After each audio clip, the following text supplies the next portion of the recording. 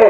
اللہ اکبر، میرے پیارے آقا صلی اللہ علیہ وسلم کے پیارے دیوانوں، کیا ہم واقعی اللہ سے ڈرتے؟ اگر ہم اللہ سے ڈرتے تو گناہ نہ کرتے، اگر ہم اللہ سے ڈرتے تو اللہ کی نافرمانی نہ کرتے۔ قرآن کہتا ہے یا ایھا الذین آمنوا اتقوا اللہ حق تقاتہ، اے ایمان والو اللہ سے ایسے ڈرو جیسے کہ ڈرنے کا حق ہے۔ امیر المومنین سیدنا فاروق اعظم رضی اللہ تعالی عنہ اللہ کے خوف سے اتنا رویا کرتے تھے کہ آپ کے رخسار پر رونے کی وجہ سے آنسوؤں کے نشان پڑ گئے تھے۔ فاروق اعظم کی خشیت ربانی کا حال یہ تھا، آپ چڑیوں کو دیکھ کر کہتے تھے اے چڑیوں تم کتنی خوش نصیب ہو کہ قیامت کے دن تم سے تمہارے اعمال کا حساب نہیں ہوگا، اور عمر سے اس کے اعمال کے بارے میں پوچھا جائے گا، میں اللہ کی بارگاہ میں کیا جواب دوں گا؟ میرے پیارے آقا صلی اللہ علیہ وسلم کے پیارے دیوانوں، حیرت کی بات یہ ہے کہ جن کو جنت سے دور کا بھی واسطہ گارنٹی کے حوالے سے نہیں ہے، وہ موج اور مستیاں کر رہے ہیں، اور جن کو اللہ نے مالک جنت بنایا ان کے دل کے خوف کا حال دیکھو۔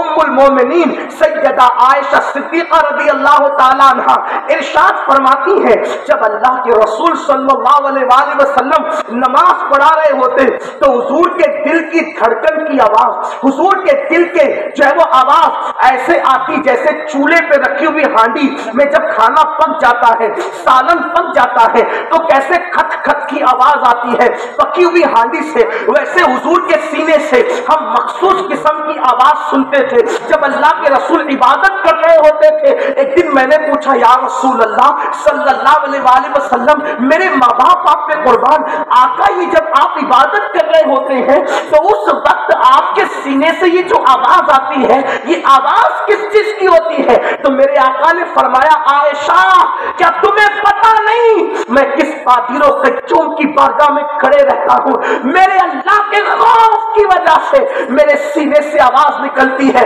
مجھے بتاؤ جس کو مالک جنت بنایا، جس کو شافع یوم النشور بنایا، جس کو اپنا محبوب بنایا، جس کو مقام محمود کا وعدہ کیا گیا، جس کے لیے اپنے عرش پہ بٹھانے کا وعدہ کیا گیا، جس کو اپنی کرسی پہ بٹھانے کا وعدہ کیا گیا، اس رسول کے سینے سے تو اللہ کے خوف کی وجہ سے جو ہے وہ آواز نکل رہی ہے، حضور کی آنکھوں سے آنسو نکل رہے ہیں۔ کیا کبھی ہم بھی اللہ کے خوف سے روئے ہیں؟ میرے آقا صلی اللہ علیہ وسلم کے دیوانوں، ہمارے اسلاف نیکیاں کر کے بھی اللہ سے ڈرتے تھے اور ہم گناہ کر کے بھی اللہ سے نہیں ڈرتے۔ اللہ اکبر، یہ گناہوں کا حال ہی تو ہے۔ کچھ لوگ ایسا بھی کہتے ہیں مولانا میں گناہ کرتا ہوں لیکن اللہ مجھے عذاب نہیں دیتا، مجھ پہ عذاب نہیں ہوتا۔ بنی اسرائیل کا ایک شخص گناہوں پر بڑا دلیر تھا، گناہوں پر بہت زیادہ بے باک تھا۔ ایک دن اس نے لوگوں سے کہا کہ دیکھو میں کتنے پاپ کرتا ہوں، میں کتنے گناہ کرتا ہوں، لیکن اللہ مجھے عذاب نہیں دیتا، اللہ میری پکڑ نہیں کرتا۔ اللہ اکبر، اس دور کے نبی پر اللہ نے وحی نازل کی، اس بدبخت سے جا کر پوچھو کیا کبھی اس کو میری عبادت کی توفیق ہوئی؟ کیا کبھی اس کو میری محبت میں رونا نصیب ہوا؟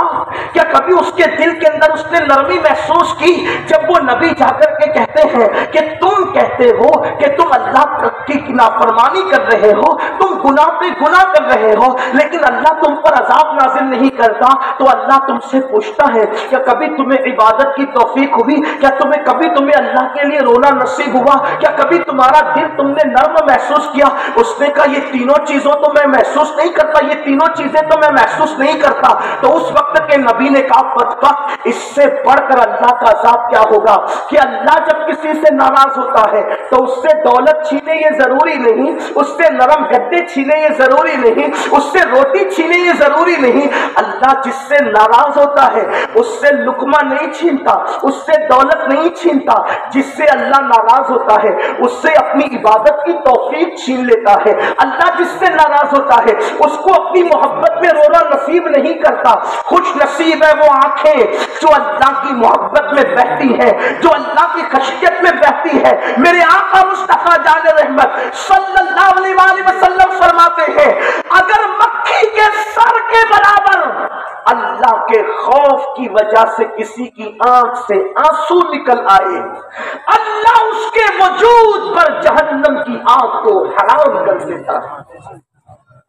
دوستوں کی جدائی میں رونے والوں، پیسوں کے گم ہونے پہ رونے والوں، ہیرو ہیروئن کی جدائی کے مناظر سیریل میں دیکھ کر رونے والوں، ایموشنل اور جذباتی مناظر فلموں میں دیکھ کر رونے والوں، کیا کبھی جہنم کی آگ کا تصور کر کے بھی رونا آیا؟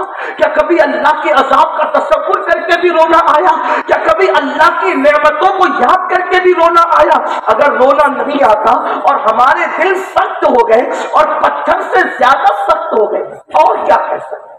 جو اللہ کے لیے نہ روئے اس کے دل پتھر سے زیادہ سخت ہو گئے۔ ورنہ قرآن سے پوچھو یہ پتھروں سے پانی کیوں نکلتے ہیں؟ یہ جو پتھر سے پانی نکلتے ہیں یہ اللہ کے خوف سے پتھر روتے ہیں، ان کے آنسوؤں کو تم پانی کہتے ہیں۔ یہ پتھر بڑے بڑے خود بخود ٹوٹ جاتے ہیں، حادثہ نہیں ہے، اللہ کا خوف پتھروں پہ غالب آتا ہے تو پتھر دو حصوں میں تقسیم ہو جاتے ہیں۔ یہ اس اونچائی سے پتھر لڑک کر زمین پر کیوں آتے ہیں؟ لوگ کہتے ہیں کیوں آتے ہیں؟ حادثہ نہیں، جب پتھر پر اللہ کا خوف غالب آتا ہے تو پتھر اونچائی سے لڑک کر کے نیچے آتا ہے۔ پتھر اللہ کے خوف سے لڑکے، پتھر اللہ کے خوف سے روئے، پتھر اللہ کے خوف سے دو ٹکڑے ہو جائے، اور اے ابن آدم تجھے کیا ہوا؟ اے آدم کے بیٹے تجھے کیا ہوا؟ اے حضرت انسان تجھے کیا ہوا؟ تو بچوں کی موت پہ روتا ہے، تو دولت کے گم ہو جانے پہ روتا ہے، کیا کبھی تو عبادت کے چھوٹ جانے پر بھی رویا؟ کیا کبھی تو فجر کی نماز جانے پر بھی رویا؟ کیا کبھی تو جماعت چھوٹ جانے پر بھی رویا؟ کیا تو کبھی اپنے اعمال کو یاد کر کے بھی رویا؟ اور سن لو، مجرموں کے لیے مستحب ہے رونا، کتنی بڑی فضیلت کی بات ہے۔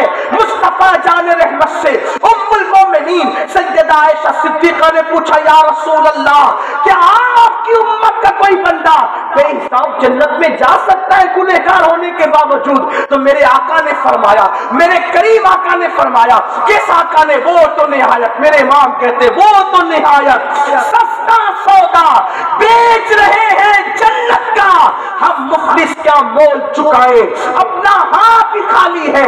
ام المومنین نے پوچھا آقا کیا کوئی مجرم ہو کر، کوئی گنہگار ہو کر، کوئی سیاہکار ہو کر بے حساب جنت میں جا سکتا ہے؟ اس لیے کہ اخیار کو، ابرار کو، نیک لوگوں کو بے حساب جنت میں جانے کی بشارت تو ہے، لیکن ام المومنین پر، ہم سب کی اماں جان سیدہ عائشہ صدیقہ پر اللہ رحمت نازل فرمائے، ام المومنین پوچھتی ہے کہ مجرم، گنہگار، پاپی کیا کوئی بے حساب جنت میں جا سکتا ہے؟ آقا فرماتی عائشہ ہاں، جو تنہائی میں اپنے گناہوں کو یاد کر کے اللہ کے خوف سے روتا ہے، اللہ اس کو بے حساب جنت میں داخل فرمائے گا، اللہ اس کو بے حساب جنت عطا فرمائے گا۔ آؤ اللہ سے ڈرو، اگر دنیا کے خوف سے نکلنا ہے تو اللہ سے ڈرو، اور سن لو، نماز کو چھوڑ کر خوف خدا کا وعدہ کرنا یا خوف خدا کی بات کرنا ایسے ہی ہے جیسے کسی شریف کنواری سے بچے کا مطالبہ کرنا۔ میں بانج کی بات نہیں کر رہا ہوں، شریف کنواری کی بات کر رہا ہوں۔ جیسے شریف کنواری نکاح سے پہلے بچہ نہیں دے سکتی، ویسے نماز کو چھوڑنے والا اللہ کے خوف کی بات کیا کرے؟ اس لیے کہ جو اللہ کی بارگاہ سے غیر حاضر ہو، اللہ اکبر، جانتے آج نماز چھوڑ کر ہمارے ماتھے پر شکن تک نہیں آتی، جبکہ صحابہ کا فتویٰ ہے، صحابہ کرام فرماتے ہیں کہ رسول اللہ کے دور میں جو نماز پڑھتا تھا ہم اس کو مسلمان سمجھتے ہیں، اور جو نماز نہیں پڑھتا تھا ہم اس کو مسلمان نہیں سمجھتے۔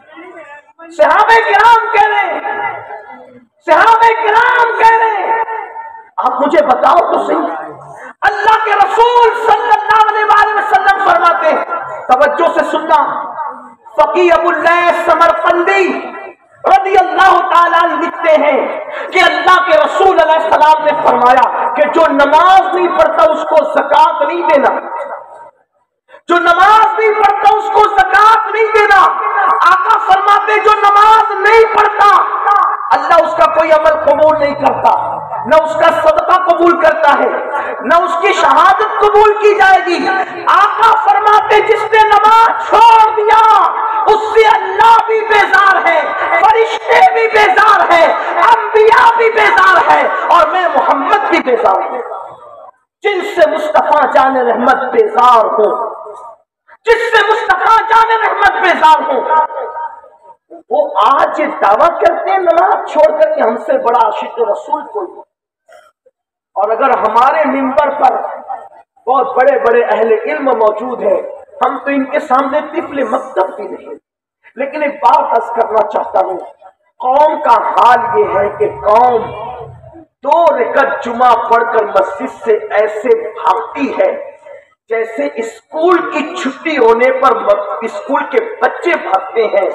दुआ भी जिस कौम को करने की फुर्सत नहीं, हदीस पाक में आता है जो नमाज पढ़े और दुआ न करे और मस्जिद के दरवाजे पर चला जाए, तवज्जो तो करना, जो नमाज पढ़े इबादत करे मस्जिद के दरवाजे पे दुआ किए बगैर चला जाए, अल्लाह की रहमत उसका पीछा करती है और कहती है बंदे मांग ले क्या मांगता है, लेकिन फिर भी वो नहीं मांगता तो फिर अल्लाह की रहमत की तरफ से जवाब आता है, रब की कुदरत जवाब देती है, मशीयत जवाब देती है।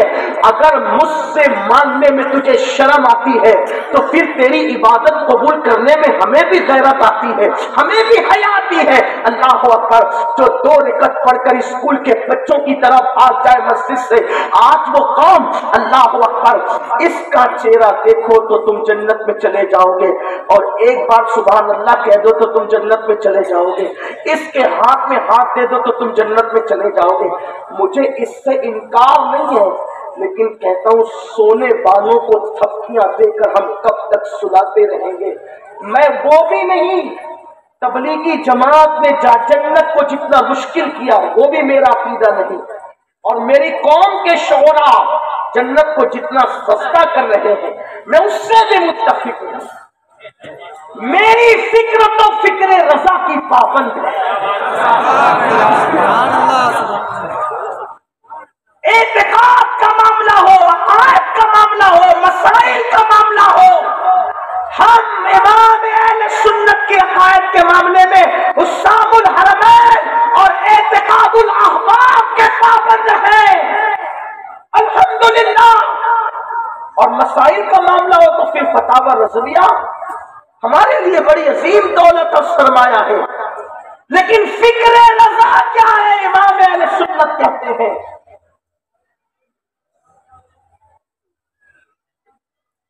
सदका प्यारे की हया का न ले मुझसे हिसाब। 1200 से जायद किताब लिखने वाली हस्ती, 108 उलूम व फनून में कमो बेश महारत रखने वाला इंसान अल्लाह की बारगाह में यूं अर्ज कर रहा है कि सदका प्यारे की हया का न ले मुझसे हिसाब, बख्श बे पूछे लजाए को लजाना क्या है। और कहते करीम अपने करम का सदका, लगी बेकद्र को न शर्मा, तू और रजा से हिसाब लेना, रजा भी कोई हिसाब नहीं।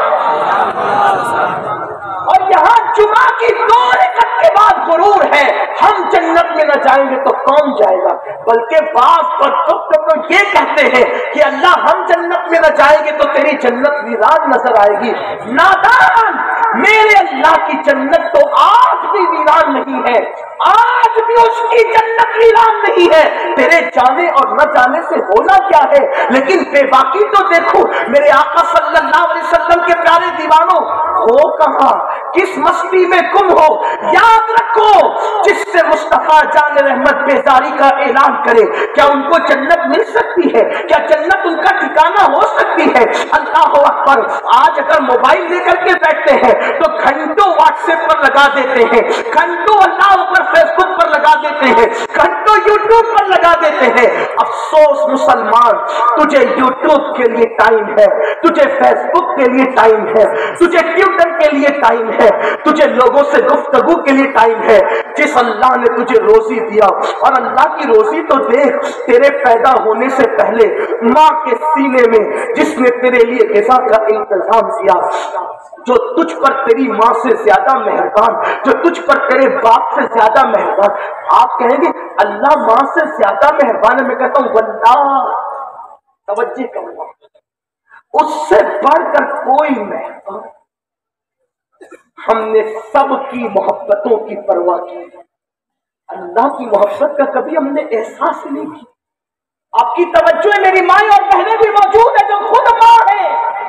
اگر ماں, توجہ کرنا, میری قوم کے جوانوں توجہ کرنا, اگر ماں اپنے بچے کو گناہ کرتے دیکھتی ہے تو وہ کم سے کم اپنے شوہر کو ضرور بتائے, کم سے کم. ماں مشفق ہے نا, اور بھائیوں کو نہیں بتائے گی, اس کے بہنوں کو نہیں بتائے گی, لیکن اپنے شوہر کو ضرور, اپنی ماں کو بتائے گی, اپنے باپ کو. مجھے بتاؤ, ہم کروڑوں گناہ کرتے ہیں, کیا کبھی میرے اللہ نے ہمارے گناہوں کو ظاہر کیا؟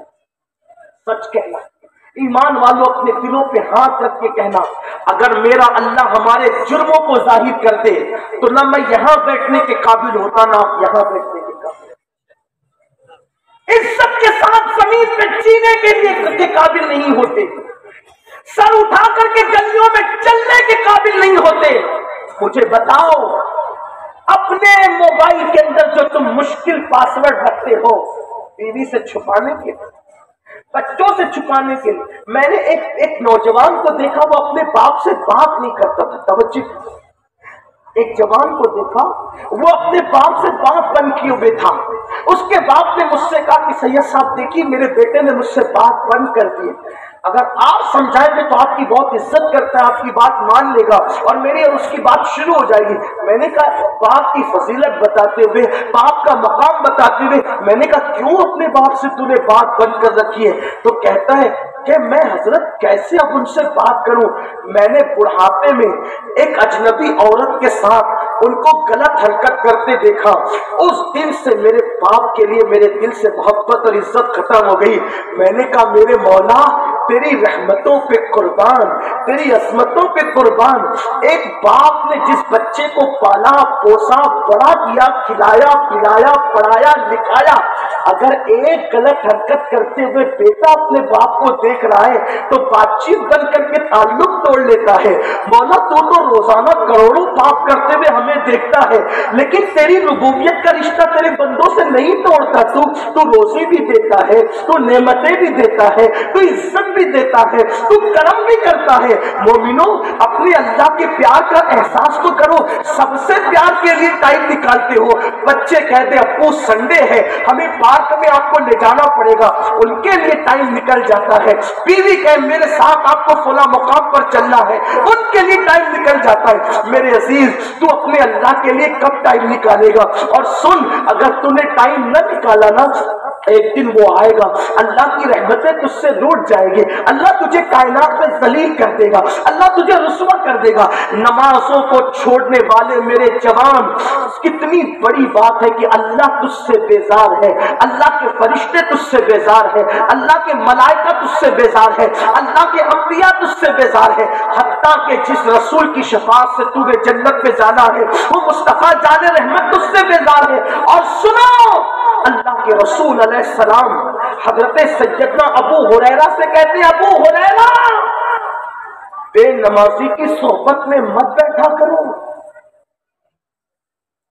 سیدنا ابو ہریرہ سے آقا فرماتے ہیں, ابو ہریرہ بے نمازی کی صحبت میں مت بیٹھا کرو, اس لیے کہ بے نمازی پر آسمان سے لعنت برستی ہے, اور جو بے نمازی کے ساتھ بیٹھے اس نیت کے ساتھ کہ گویا وہ اس کے اس فعل سے راضی ہو, تو اللہ اس پہ بھی لعنت نازل فرماتا ہے, اللہ کی لعنت اس پہ بھی برستی ہے.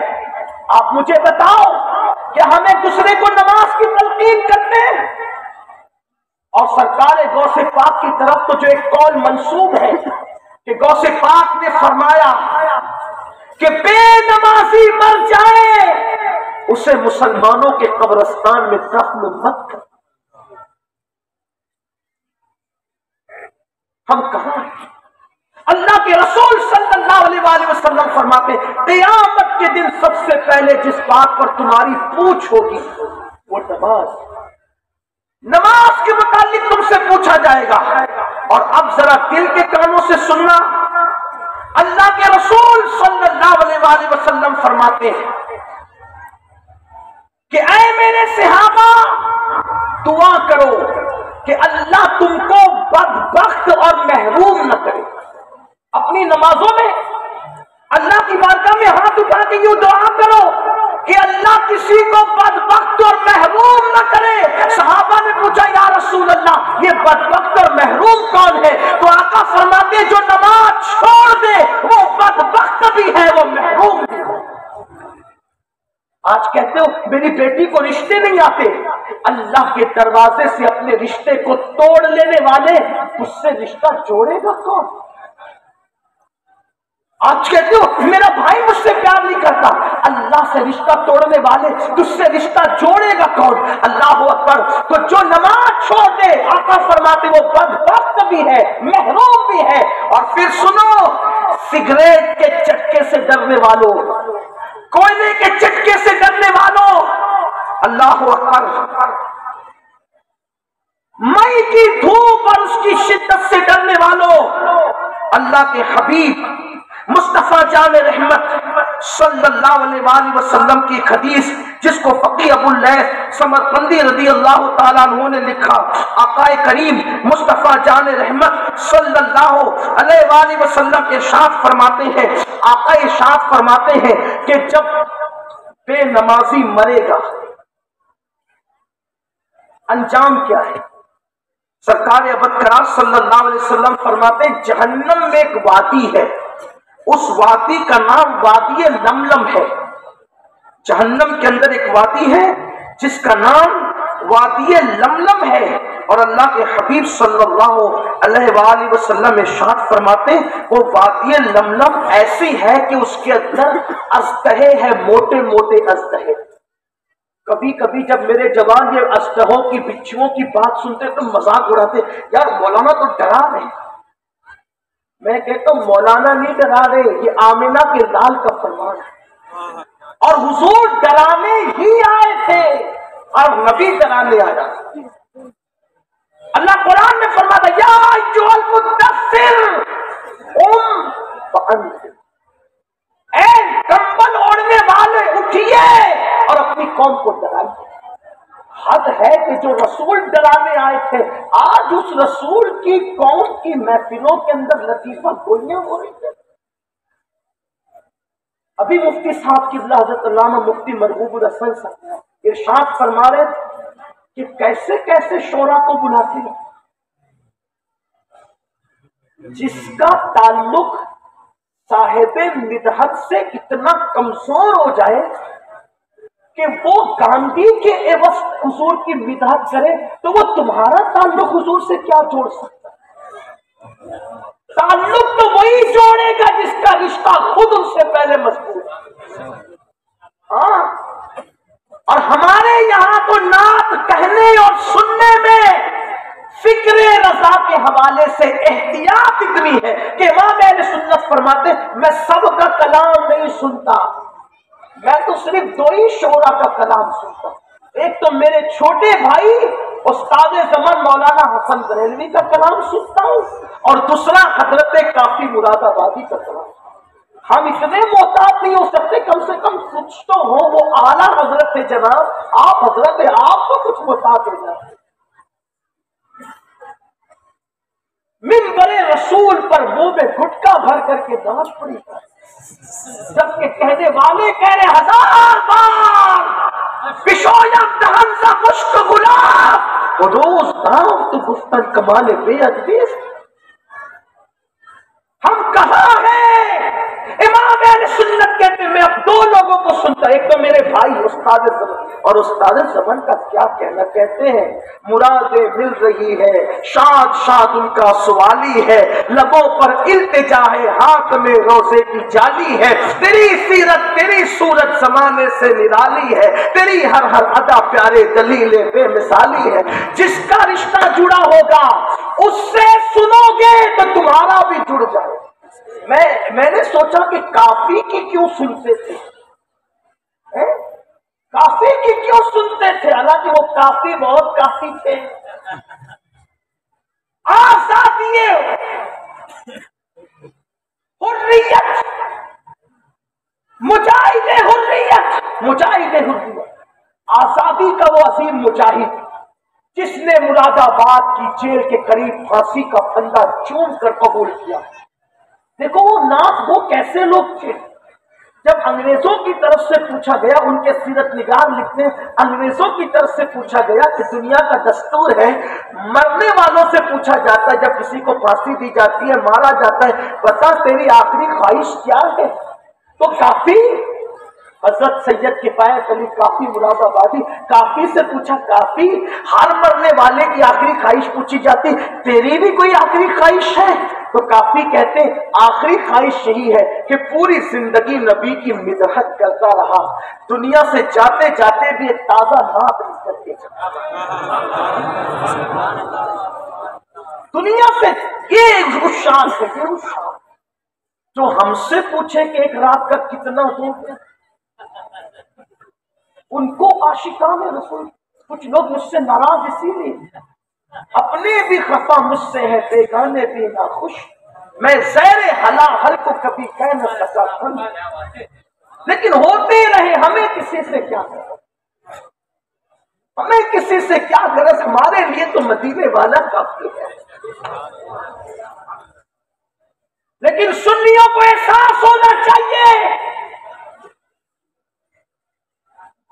महफिलों को हिट करने के लिए न बुलाया करो, उनको बुलाओ जिनका ताल्लुक मुस्तफा जाने रहमत से मजबूत है, इसलिए कि वहां सर नहीं देखे जाते, वहां चेहरे नहीं देखे जाते, वहां तो दिलों की कैफियत। अपना मिजाज बदलो, अपना अंदाज बदलो। अर्ज कर रहा था हजरत काफी से आखिरी ख्वाहिश क्या, कल नात लिखूंगा, पूछो शोरा मौजूद है, अहले इल्म मौजूद है, नया कलाम लिखने के लिए जहन को पुरसुकून होना चाहिए, ख्यालात पुरसुकून होना चाहिए। अगर ढोल की आवाज भी आती है तो नया कलाम तरतीब नहीं पाता। और हैरत इश्क किस मंजिल पर था काफी मुरादाबादी का, कि सामने फांसी का फंदा है और कहते नहीं नात लिखना, बच्चों का खेल है कोई नया कलाम लिखना, फांसी के फंदे औसान खड़ा हो जाते लोगों के। लेकिन काफी ने आखिरी मर्तबा जो कलाम लिखा, अदबी सारी रानाइया भी मौजूद है और इश्क को मिराज भी नसीब हो रही है।